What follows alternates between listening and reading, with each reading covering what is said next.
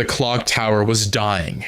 Every turn of its massive gears sounded like bone grinding against bone, each movement resisting the inevitable collapse.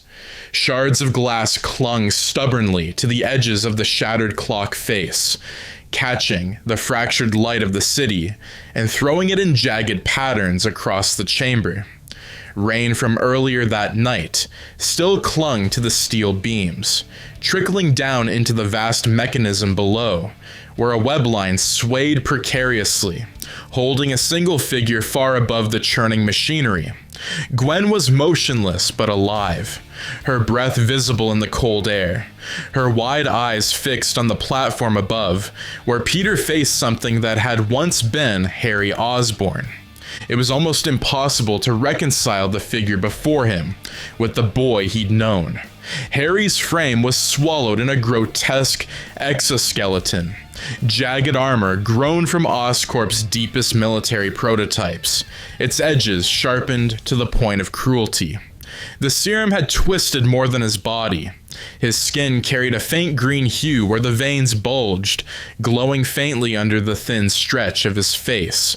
His mouth was set in an expression that hovered between a grin and a grimace, revealing teeth that seemed sharper than they had been hours ago. The fever-bright glint in his eyes was alien, but somewhere beneath the unnatural sheen, there was still the faintest shadow of the friend Peter had grown up with. The space between them vibrated with tension, the metal beams thrumming under their combined weight. Every instinct in Peter's body screamed to get past Harry, to secure Gwen before the webline or her strength gave out. But Harry stood planted, balanced like a predator over its prey. The city noise below was faint, like the world had muted itself in deference to this moment. There was only the ticking of the great clock, the groan of its wounded gears, and the steady drip of water hitting the steel. Peter could feel his pulse in his fingertips, the adrenaline surging through him so sharply it almost made the edges of his vision glow. When Harry moved, it was with the suddenness of a spring-loaded trap. He closed the distance in an instant, armor scraping against steel, the claws of his gauntlets flashing as they reached for Peter's throat. The impact knocked them both sideways, boots skidding on the slick metal, and the world became a blur of motion and breathless impact. Peter's mind calculated in frantic bursts. The line holding Gwen was already fraying where it met the beam, the anchor point straining under her weight, and every second lost was a second closer to the snap. He broke from Harry's grasp and pivoted, arms snapping up to fire a web toward Gwen. The line shot out in a perfect arc, only to be severed mid-flight as Harry's claw swiped through it. The strands scattered like dust in the dim air, and for a heartbeat, Peter's focus narrowed to a single point of fear. He could feel Gwen's life slipping away in increments, not through time, but through distance. Each failed attempt bringing her closer to the drop. Desperation overtook caution, his hands moving before thought could catch up. The next web line did not aim for her at all. It went for Harry. The strand wrapped tight around Harry's throat. Before the other man could react, the synthetic fibers cutting into the flesh just above the collar of his armor. Peter pulled hard, his muscles locking with the kind of force only possible when instinct has decided there's no other option. The tension traveled through the line, up his arm, into his shoulders, and then into the bones of his own spine. It all happened in a sickening, immediate sequence. The resistant strain, the mechanical whine of Harry's armor servos attempting to compensate, and then the sharp, muffled crack that silenced it all. The sound was small, almost swallowed by the machinery's noise, but Peter felt it more than heard it, a vibration that passed through the line and into his chest. The body on the other end went slack instantly. The flicker of movement in Harry's limbs died, his hands falling open in a strange weightless drop. For a moment, he just hung there, caught in the web line like a broken pendulum, head tilted at an unnatural angle. Peter froze, the realization sinking into him like ice in his veins. He had killed Harry, the friend who had shared secrets with him in the corners of crowded school hallways, who had inherited the weight of a company he never asked for, who had been sick and scared and desperate, gone with a single pull. He barely noticed Gwen's fall until the air shifted in front of him. Her body dropped past in a blur of white coat and gold hair, her descent swallowing the space between them and the ground at a speed his mind could barely track. Instinct tore him from his stillness, and he dove after her, the wind shredding past his ears as he fired line after line. One caught, anchoring him to a beam, and he swung downward, reaching with everything he had. The web he sent toward her connected at the last possible moment, but the sudden stop was too much, too late. Her body jerked violently as the force snapped through her frame, the sound of the impact echoing somewhere deep in Peter's skull. The two of them came to rest among the massive gears, Peter landing hard enough to send pain rippling through his ribs. Gwen was still in the crook of the web line, her head tilted, eyes closed. He moved to her, pulling her into his arms. The weight of her body already wrong. The chill of her skin seemed to deepen with every breath he took, the warmth leaching away as though the night was claiming her piece by piece. Around them, the great clock turned on, indifferent to the lives it had ground through its mechanism. High above, Harry's body still swayed, a black silhouette against the fractured glow of the city skyline. Peter didn't know how long he stayed there. When he finally moved, the sirens below had grown closer, the light of their approach flickering against the lower walls of the tower. He didn't take Harry's body. He didn't even look back at Gwen as he vaulted from the structure. The city blurred beneath him as he swung, each movement driven not by duty but by something heavier, colder. By the time he reached his apartment, his hands were trembling in a way that had nothing to do with exhaustion. The suit came apart in silence, the bright blue panels discarded like something that had failed him. Black replaced them, cut from the heavy fabric of a tactical jacket he'd kept buried in his closet. The red remained, vivid as open wounds against the darkness. The mask went back on, the eyes narrowing to hard, unblinking slits.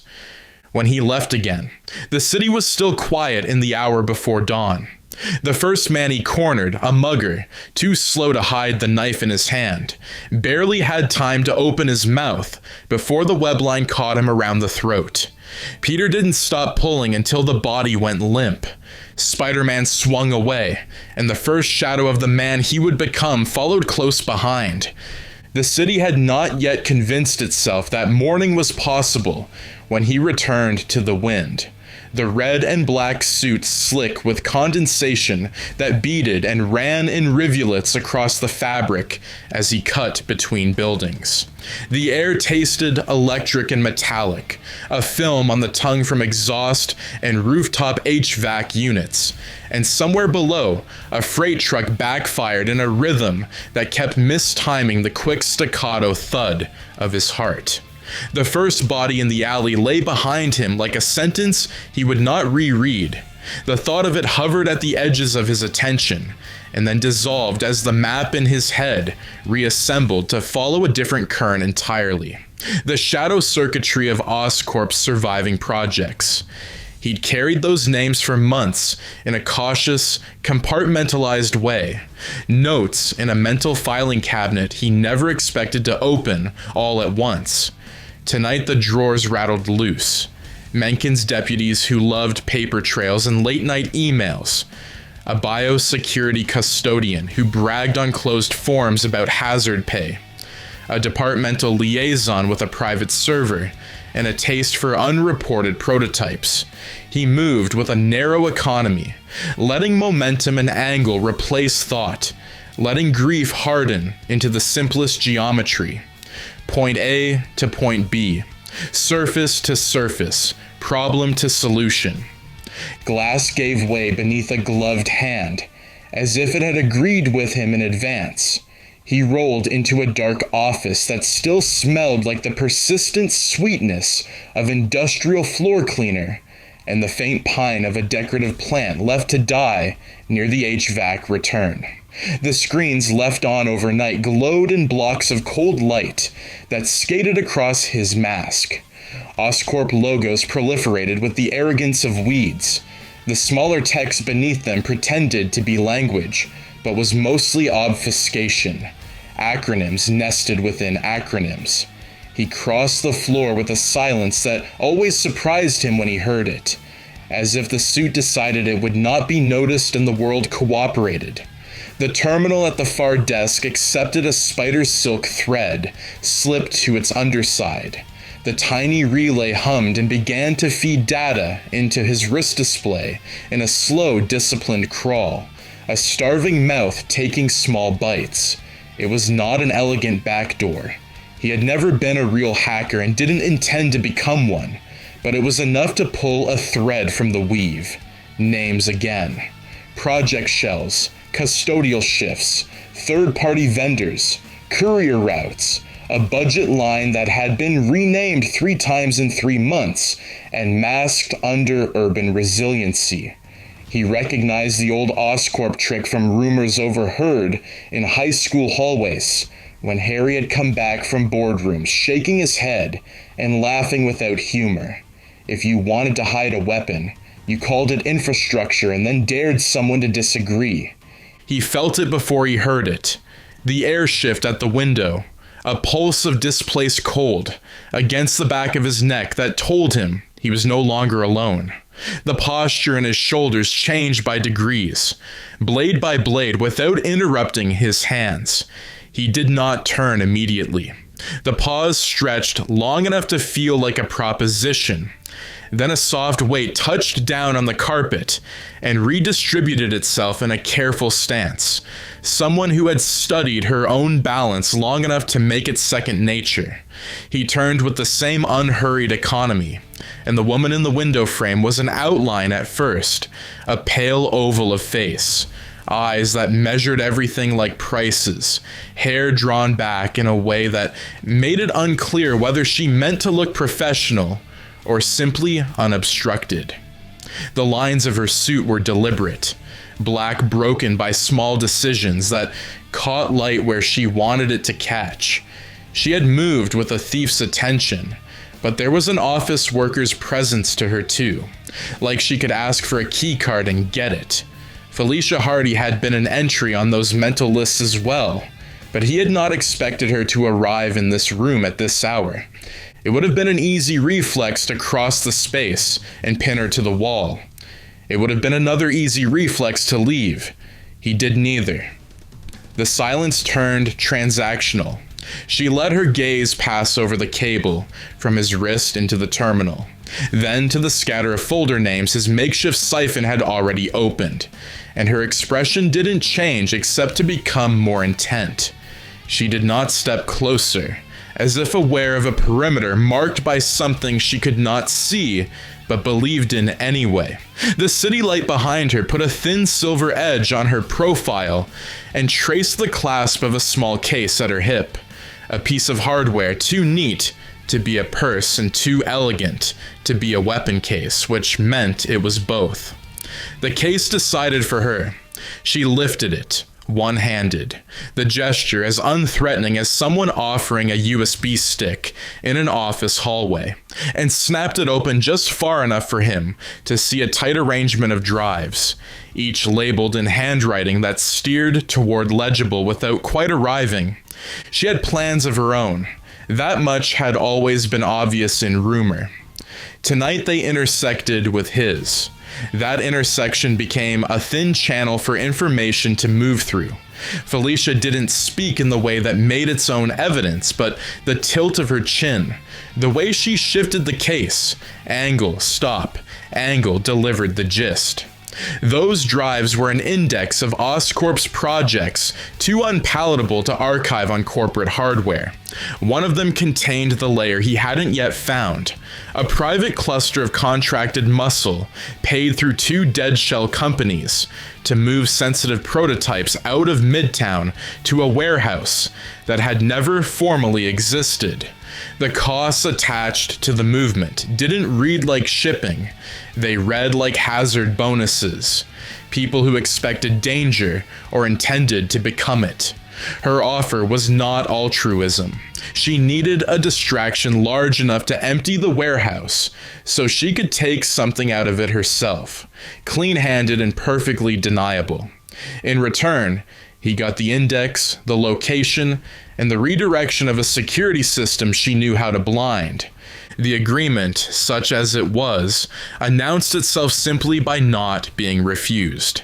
He took the drive she indicated and swallowed the flicker of old instincts that wanted to label this a mistake. He told himself that mistakes were things that could still be corrected. Tonight's choices were not. She moved to the terminal with the same poise as someone fixing a misfiled document, and made adjustments with a speed that suggested long practice around machines she didn't own. The monitors dipped for a heartbeat as she folded a subsystem in on itself.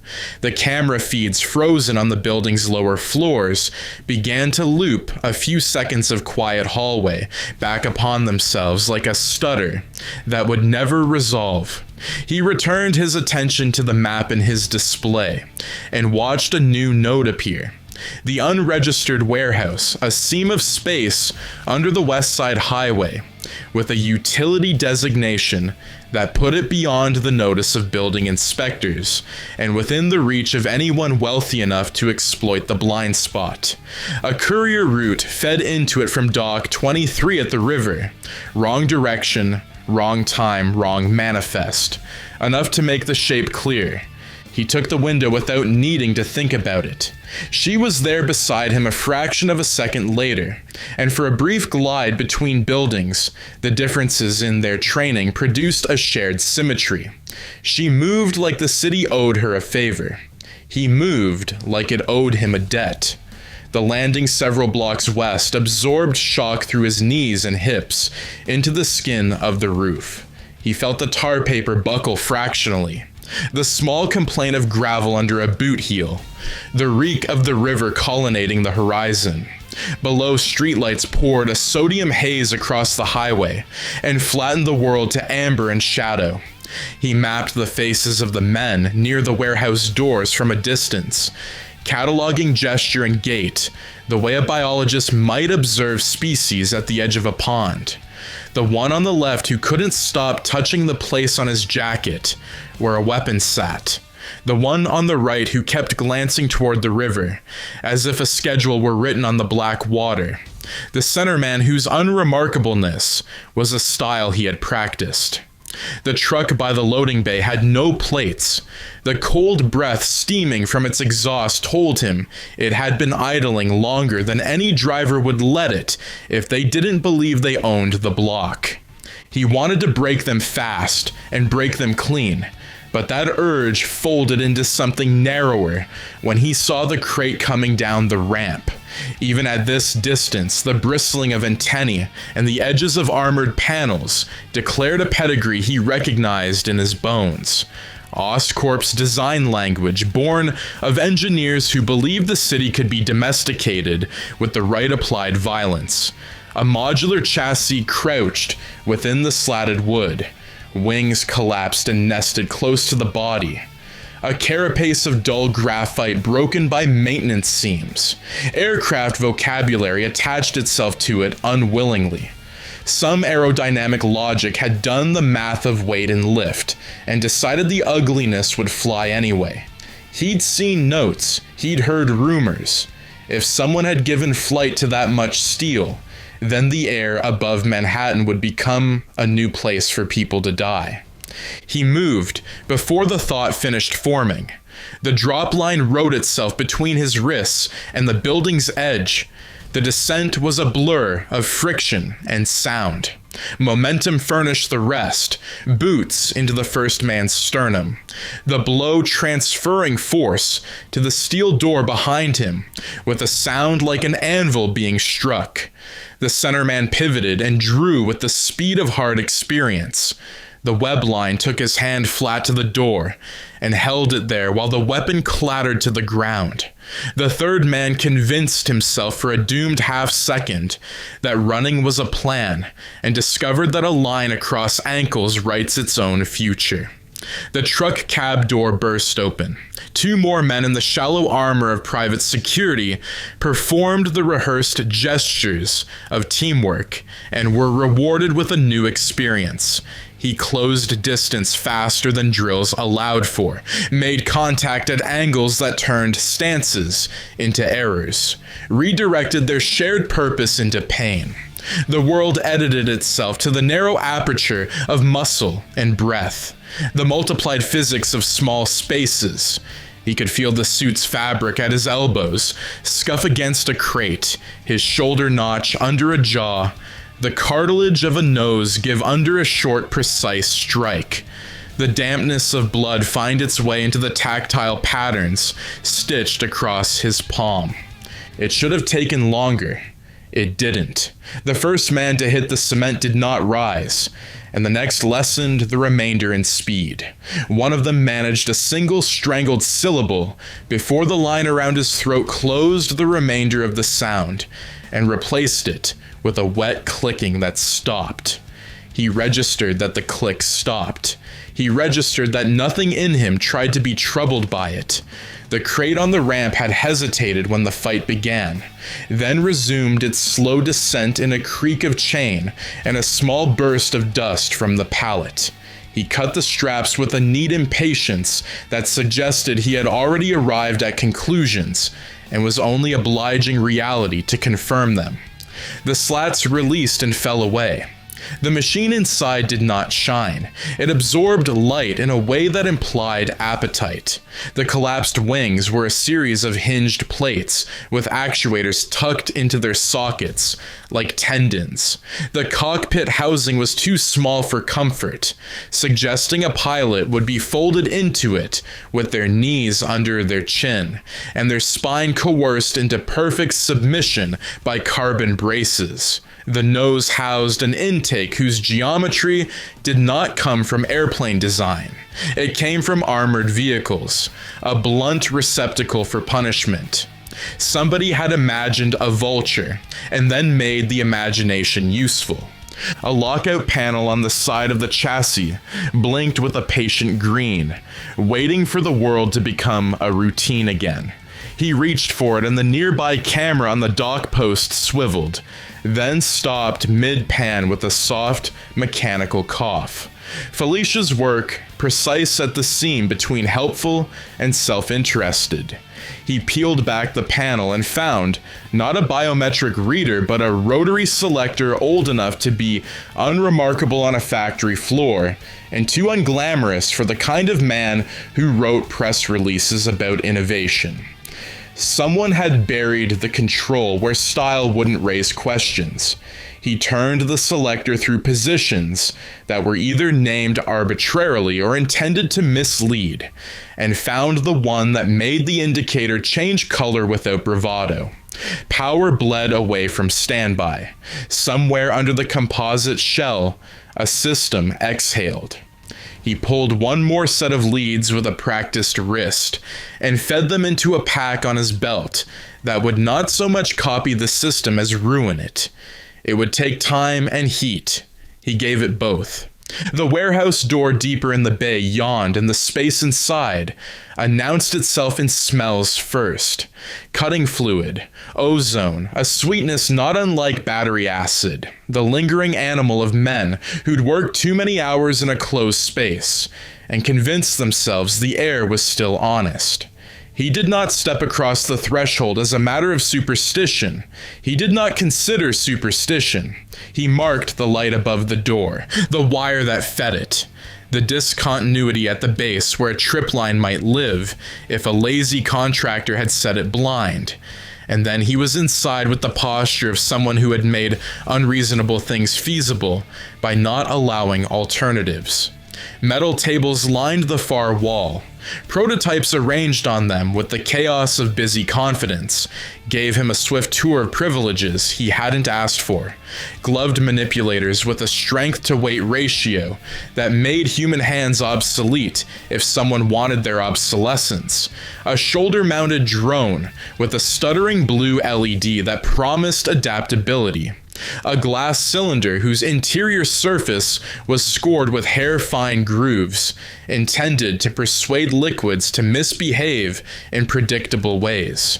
He saw that last one and thought involuntarily of other lines in his list, older lines about cross-species, biointerface, and he had to freeze his own mind for a half-beat to keep malign connections from trying to link everything to everything else. Focus was mechanical. He set it like a dial. The men at the table should have been shouting. They became objects instead, obstacles solved with the elegant brutality of leverage and angle. He moved through them with an industry that refused flourish. The first fell with ribs folding under an elbow that had borrowed strength from the table itself. The second hung for 2 seconds on a line from the ceiling conduit, shoes kicking, and then the line did not hold because it didn't need to. He took it back, intact, because his economy demanded the reuse of material. The third one spoke in a broken rush, about being just the guy who swept up solder beads after the real brains left for the day. And Peter watched the man's eyes and hands and feet, and found too many small tremors of habit he recognized from worse men. The decision about him took longer, which made it quieter. He set the body along the shadow of the workbench, the way someone arranges a tool they will not need again. The room had a back corner that punished light. His own shadow went there, and the cameras in that slice of ceiling learned nothing. It might have ended as an act of surgical erasure, a neat subtraction of personnel, a disabled machine, a few copied drives, if not for the intercom crackle above the bay doors, a sound like a throat being cleared by a building.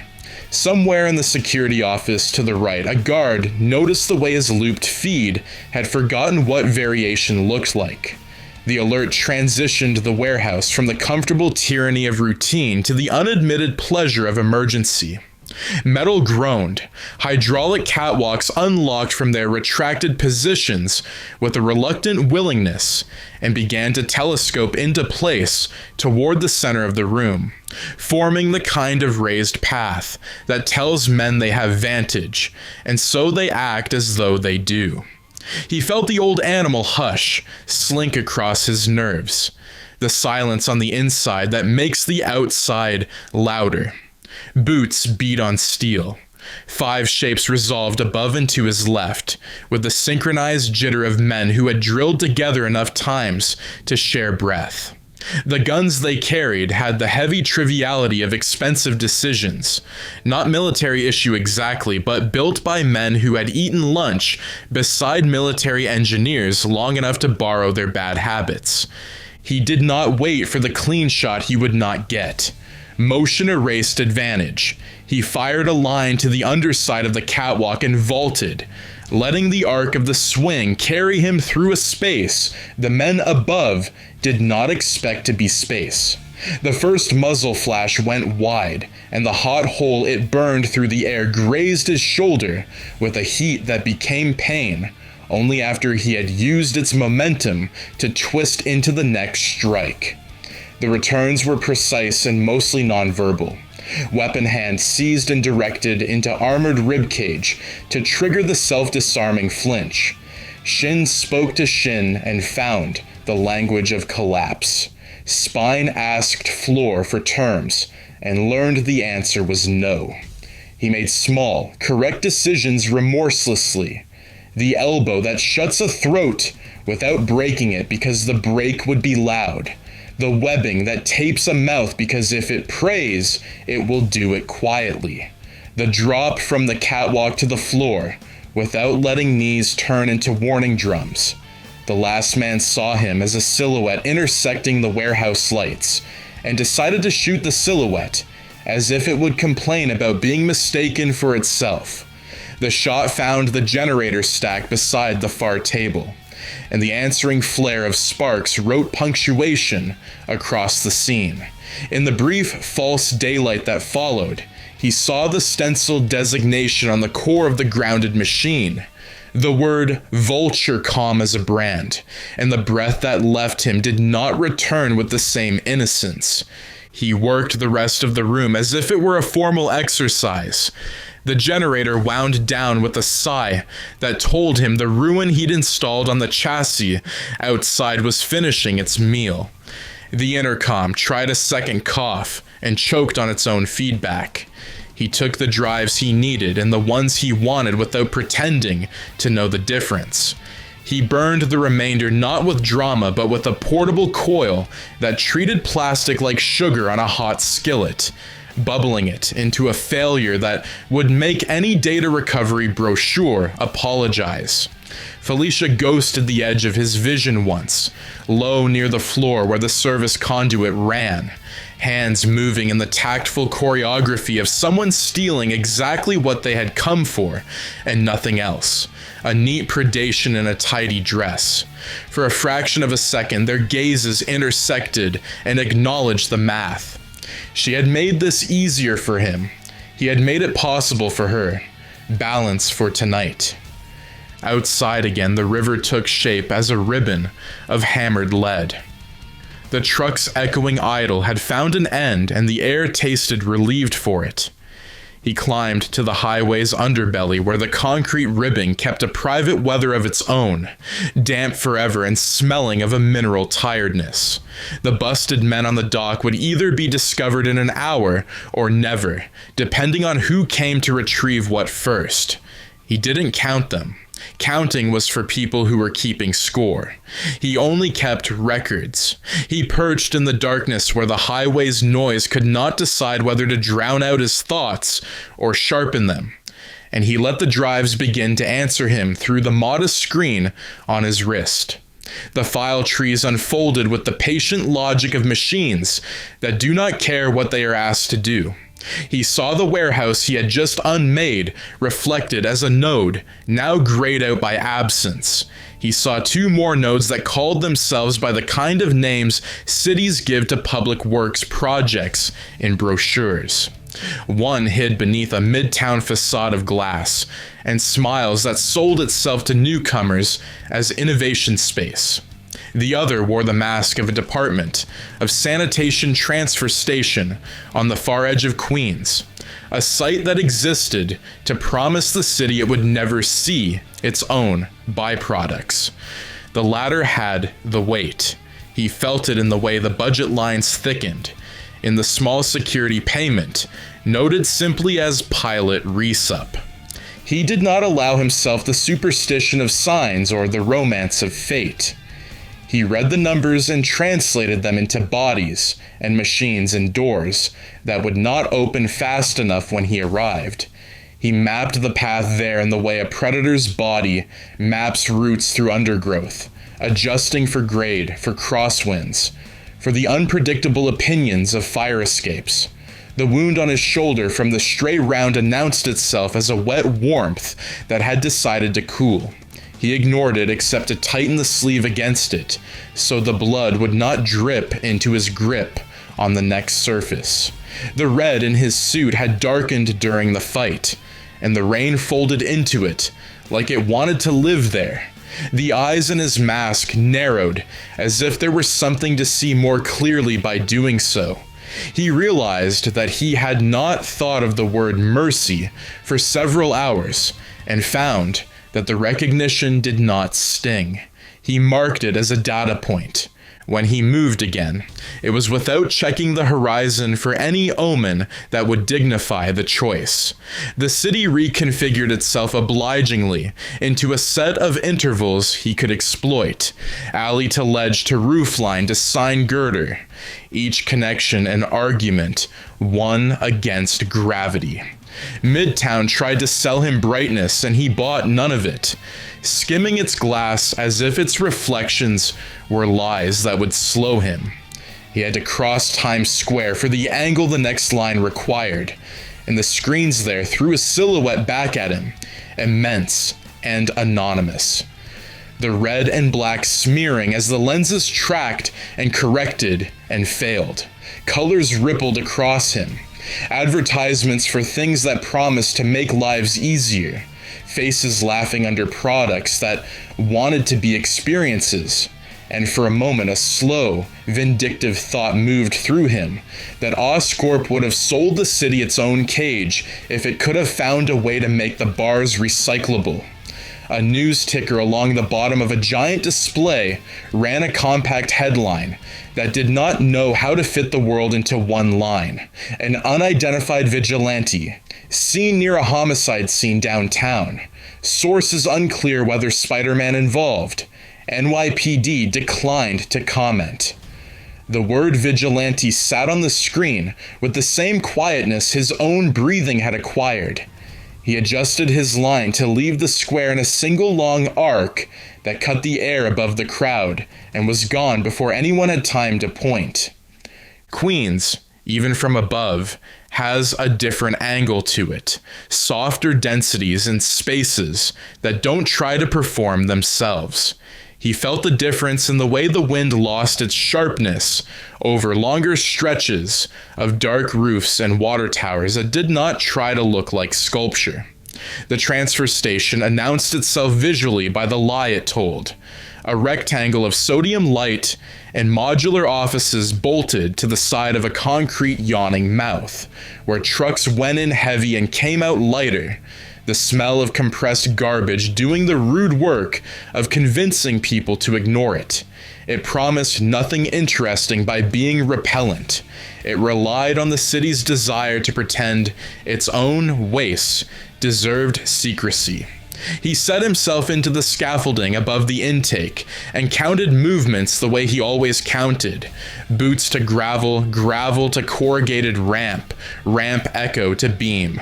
The men here did not wear security uniforms the way the warehouse crew had.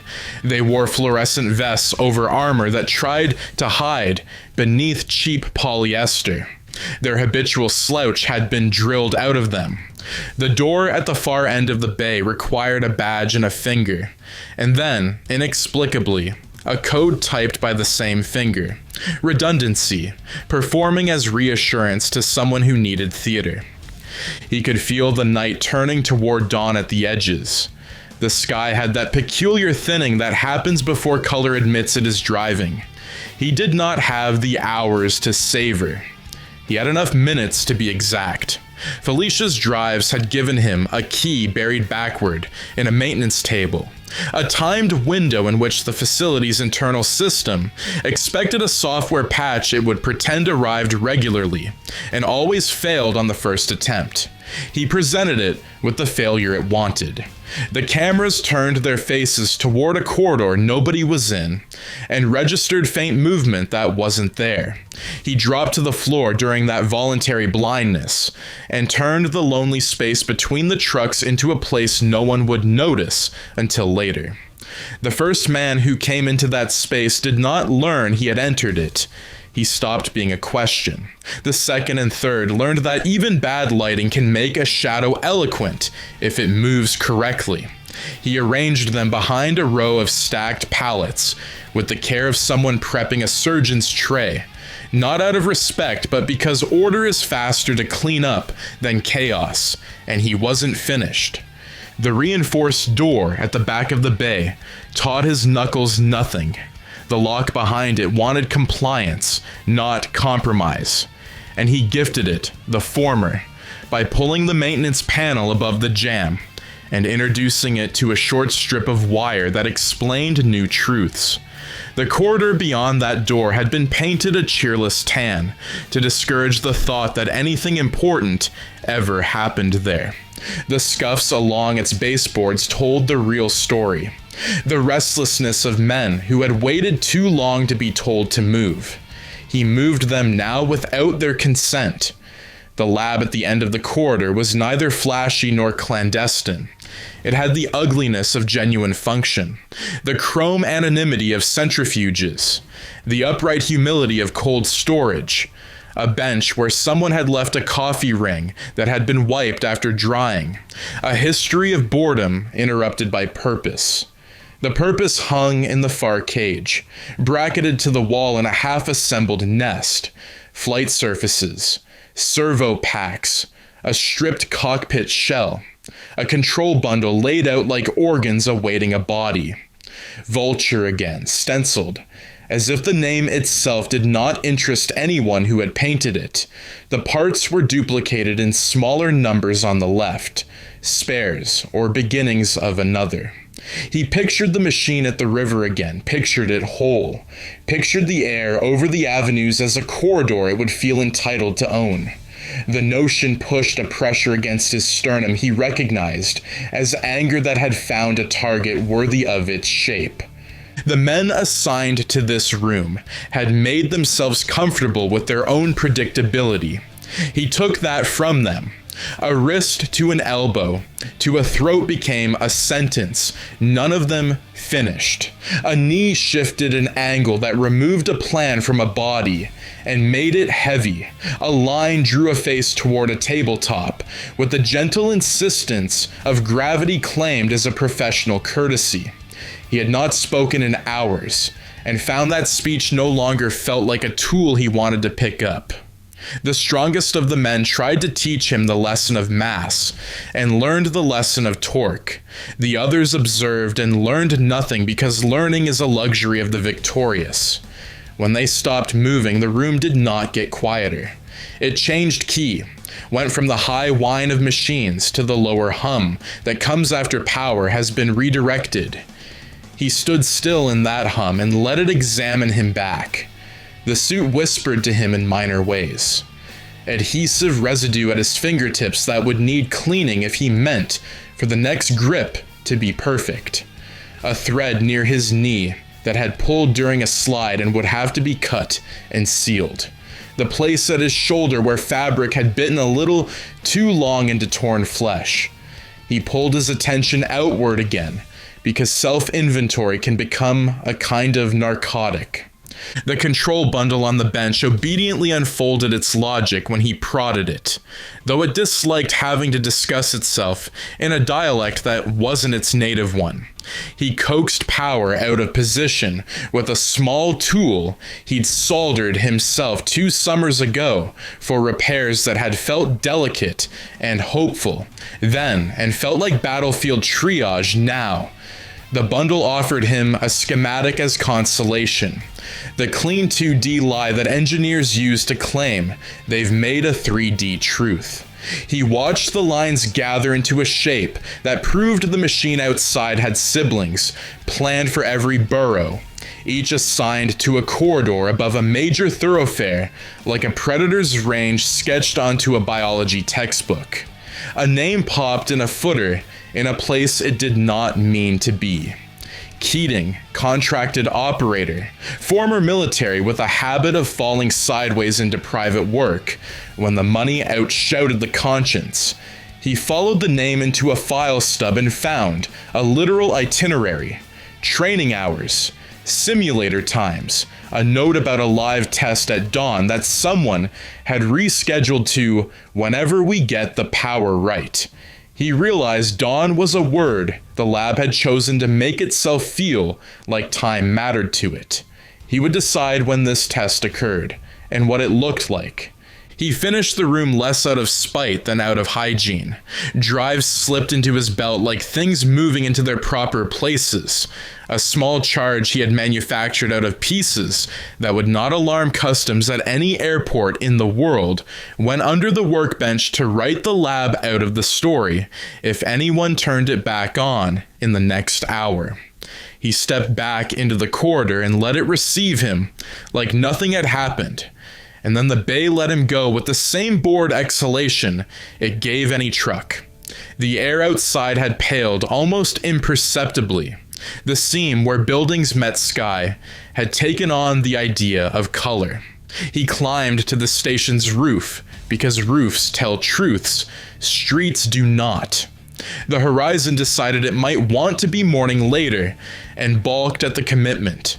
He paused there, in the not quite dark, and felt the night gather itself behind him like a cloak he could shrug deeper into or throw off. He had created a pressure in the city, on corridors and doors, on men at desks, on machines with wings, and he could feel it building like weather. He considered an apology to the part of himself that used to believe he would always stop short of this edge, and discovered there was no one left to receive it. He moved again, not because speed would save anyone in time. They were already beyond saving, but because momentum was the only honest thing left. The next node waited with a certain spiritual patience. The next door had not yet learned how unconvincing it was. Somewhere downtown, a newsroom would turn on its lights, and a man with hair too neat for the hour would loosen his tie and instruct the city in how to be outraged on schedule. Somewhere in a quiet kitchen, an older woman would stand with her eyes on a sink that needed scrubbing and know, without knowing why, that the boy who stopped answering questions had gone further away. He did not go to either of those rooms. He carried the city on a line that stretched from one hidden machine to another, and let it pull him. The black in his suit had warmed to the color of coal. The red had dried to a shade that refused a name. He did not ask the night to keep his secrets. He took them, and he did not give them back.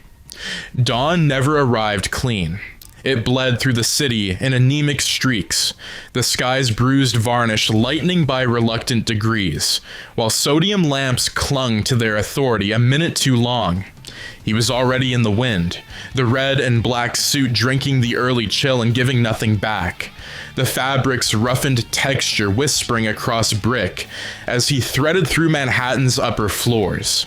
The map inside him had lost even the pretense of branching. Everything resolved as a single narrowing corridor toward a name surfaced in a lab footer: Keating, an operator with the posture of someone who had put himself inside dangerous machines so often that stillness felt like a lie. The river pulled a bitter breath off the east edge of the island. He followed the taste of metal downstream until roof lines broke low, and the spill of light off a derelict heliport stroked the water in tired stripes. The machine waited there like a kept animal. Wings unfolded now, carbon tendons locked, leading edges scalloped in a way that made air feel like prey. The chassis squatted on improvised landing gear, a battery swaddled in temporary wiring, rough hands from the graveyard shifts still closing panels that had been opened in haste. Men crowded the perimeter without outward signs of fear, which meant they were used to being paid enough not to recognize it. The figure that felt like the reason for the morning stood a little apart, head tilted as if listening for a song only engines knew, hands moving through a pilot's unconscious ritual, helmet strap checked and rechecked, harness handed forward to be ready when asked. Keating wore a compact confidence, like the last clean shirt in a duffel bag. Nothing on him flashed, everything worked, and the eyes scanned rather than glared. The gesture he made toward the crew chief was measured. 5 minutes more. It was a promise to the sky rather than a request from the ground. Peter chose the wind and let it carry him in a hard diagonal toward the helicopter pad's rim. There was no entrance that qualified as dramatic, because drama belonged to men who wanted to be seen. He wanted to end a thing with the simplicity of erasing a chalk mark. The first touch of boot to painted concrete transferred speed into a man at the edge of the crew ring and folded him backward without a syllable. The next moved through webbing like wire, wrist to railing, weapon to dead weight, throat to the rubberized bite of a gloved forearm. The third went for a radio and found his own teeth. Peter took the perimeter apart, as if the space had been assembled to show him how it could be dismantled. The machine at the center reacted with a caged restlessness. Actuators stuttering, gyros spooling up in tentative whines, systems running their own checklists and discovering the environment had opinions. Keating understood what the crew did not. His body translated information into relevance by old training. He abandoned sequence. One step and he was on the wing route, another and he dropped into the cockpit shell, like a man whose bones knew the dimensions before he'd seen the interior. The canopy came down with a confession of hydraulics. The machine woke. Its intake sucked at the morning, the noise flattening the dock's chatter into a single pressure. Peter didn't run from it, he ran at it.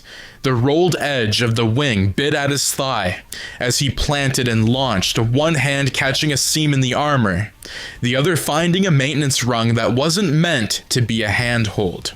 The machine leapt off the concrete with a graceless animal force that mocked elegance and replaced it with insistence. Air changed substance around them, went from element to weapon. The water unrolled beneath like a length of tarnished tape. The low skyline took on an angle that would have made lesser men dizzy. The machine stalled once, recovered, and then learned flight all over again through sheer refusal to fail.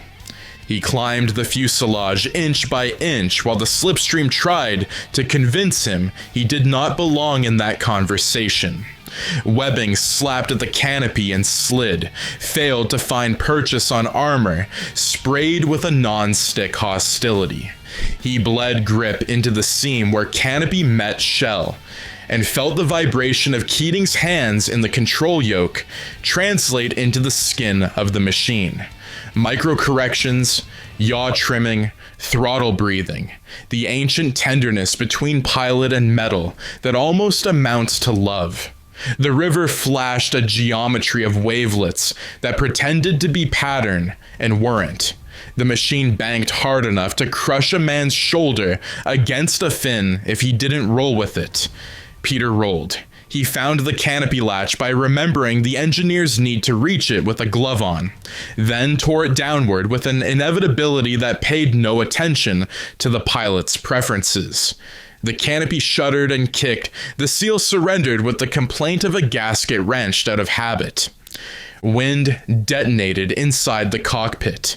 Keating's head snapped to the side, and then forward. He did not look surprised so much as expedited.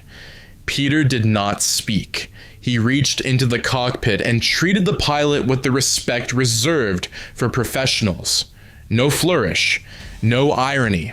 Just a hand to harness, and a second to helmet, and then a deliberate extraction that used the machine's own momentum to lift a human from the seated position in which he'd intended to become a bullet.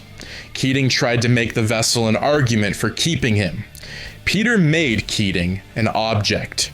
They left the cockpit together in a knot of limbs and straps, and what might once have been courtesy, and then gravity did the rest while the kicked canopy banged against the spine and tore away like a shed scab. The river came up in a hammer's arc. Peter snapped a line toward a bridge girder that offered itself like a solution.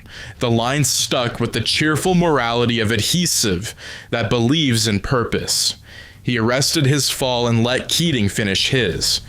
The pilot struck water 15 yards away with a whack that articulated the end of something, then vanished under a boil of gray-green. The machine, suddenly insulted by the absence of its operator, made a car length of heroic indecision, and then, in a sulk as big as its wingspan, turned its nose toward the river and introduced modern composites to ancient cold. The engine's last breath bubbled up in a fat, shivering exhale. The carcass drifted, rolled, and began to learn the river's first lesson. Everything that floats is temporary. He did not watch for resurfacing. He knew the math of lungs and shock and harness tangles too well to rehearse it for someone he had already decided not to save. The line drew him up and out and sent him moving again, across the bridge's understructure, the rubber soles of his boots smudging the paint on a maintenance catwalk, as the city started deciding it might consider daylight. Sirens answered themselves across boroughs, a pack's call and response that had lost the theater of alarm and settled into pursuit. He picked a vector that intersected Midtown screens, because every predator should keep half an eye on the jungle's gossip. And he found the billboards waking into their morning appetites. Their first breaths weren't ads. They were a recorded face. Harry's image broke across a half-dozen displays at once, with the off-angle intimacy of a webcam. The voice had the echo of a small room. The complexion had the fluorescent cruelties of a bad ceiling panel. The words were the purest thing in the city. Accusation. You're watching a murderer, New York. You're letting him make decisions for you. He killed me. He killed her. The syllables stuttered in one feed and synchronized in another and played over each other until they weren't exactly language, just point and knife. File headers scrolled in tiny text down a side margin, dates and names, hash blocks and unflattering coordinates, dull enumerations that bureaucrats would recognize as documentation, and citizens would recognize as guilt. Oscorp had packaged the idea with as much restraint as possible. The package didn't need polish, it had the truth of spectacle. Peter took it in without flinch. He felt the city's posture change in the same way a man feels a room stiffen before a fight. The sirens did not get louder. They learned purpose. He diverted into shadow under the eaves of a half-gutted office tower, where wires hung like exhausted vines and dust hassled every beam of light into visible shape. He didn't stop. He thinned. The path he had to take now had nothing to do with helicopters or labs.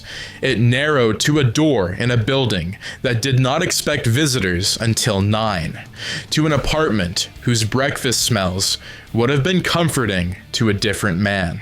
The last copy of the leak, the physical key, lived here under accident and ignorance. A contractor who moonlighted carelessly, who liked having a few drives tucked into a desk for work he shouldn't have taken, who had been a nobody until he became the hinge on which a city's verdict could swing. Peter perched on a brick sill across the street as the man moved through a morning in fits, the clock on his stove insisting on routine, while the world outside insisted on war. The man carried a cereal bowl to a small table and forgot to eat from it twice. His daughter patted in with bed-tangled hair, clung to him with that unconscious confidence that small children have in the integrity of their universe, and asked for a cartoon. He turned on something manic and harmless, the blue light sliding across her face. He kissed her hair with a gratitude that felt practiced. Peter inventoried his own edges and found only sharpened places. The window admitted him without fuss. The old latch took pressure like a confession and gave up, his body folding the room around itself in a way that made no footprint. The apartment smelled like dry heat and stale coffee. The humid ghost of a shower closed too soon. The office nook was really a closet with ambitions. A desk, crushed against a wall. A cheap chair. A stack of drive enclosures fanned out like playing cards. He traced the cable that mattered because Felicia's index told him which one it had to be. It led to a cheap external housing pretending to be a backup for vacation photos. The drive hummed at a pitch that might as well have been apology. He palmed it. The weight registered as a thought he could complete or drop. Behind him, the apartment's other life wobbled to the bathroom and back again, socks slurring on old wood. He crossed back into the living room, and there the father's mouth opened to a shape that wasn't in language and never got to be. Webbing yanked his wrist to the chair arms and made the furniture a point in a geometry he controlled. A second line cinched ankles to chair legs with a neatness that suggested mercy only to people who had never watched men die. The man's heartbeat jumped in his throat until the skin there became a compass needle. The eyes flung questions as if any answer would do. Peter's mask, Yatila, did not furnish expression. It furnished absence. His hands completed the distance between intention and reality by small increments, glove seams contacting flesh, the shallow warmth under a human jaw. The way a pulse flutters when it has a future and settles when it doesn't. The drive in his other hand felt like a button he could push to make silence permanent. From the hallway, distant at first, and then present, the sirens braided themselves into a circle. The apartment's windows took on a sideways red that pulsed in time with a heartbeat he couldn't hear. Boots reached the stairs. Radios crackled the vocabulary of permission. Peter felt the room compress around those facts until everything extraneous had been squeezed out.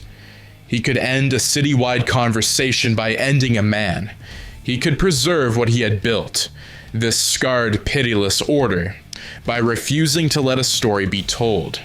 The choice arrived without ornament. He tightened his grip. A shadow thickened under the front door. Feet planted, weight centered, hand at the knob not tentative but measured. The wood accepted 3 sharp knocks like a thesis. The handle turned with the confident quiet of someone who knew exactly which cheap latch had been installed by which cheap contractor in which long-ignored hallway. The door moved inward an inch and then more, the chain catching and then unhooking itself as if persuaded. Red entered first. Red in a shade that wasn't his. Deeper, older, interrupted by rents and scorch marks that looked earned rather than styled. Black webbing followed, a pattern that had suffered and remained. The man who stepped through carried a stillness that wasn't softness. It was the hush of someone who had held lines together while everything else tore. The eyes in the mask were not the razor-narrow slits Peter had chosen for himself. They were larger, more open, not generous exactly, but honest about their seeing. The shoulders were heavier. The stance was not a challenge. It was a refusal to yield ground. The voice, when it came, did not try to be dramatic. It placed words in the room with the care of laying down tools that mattered. We need to talk about what you've become. The sirens outside swelled and pressed their faces to the glass. The father made a sound through the webbing that belonged to a species of terror without vocabulary. Felicia's drives in Peter's belt hummed with trapped futures. The other Spider-Man didn't raise his hands, didn't lower them. He existed at the hinge between violence and its alternative, and looked like he had learned how much they cost. Peter did not lower his. The tendons in his forearm stood out under the glove. The red strobed again through the curtains. The floorboards under all their feet knew how much weight they were holding and complained quietly to the building about it. The apartment's borrowed cartoon voices continued in the background, looping a laugh track for a universe that wasn't listening. The air held still, as if the city had lunged and was waiting to see if it had been caught. The drive's edge bit his palm like a decision. The other Spider-Man took a slow step forward that was not an advance so much as an invitation to pick a different slope. Somewhere in the building's bones, a battering ram started to think about momentum. The webbing around the father's mouth shivered with a word that would not arrive in time. The city paused, balanced on the thin line between two stories. Everything that followed would be written by the next small movement.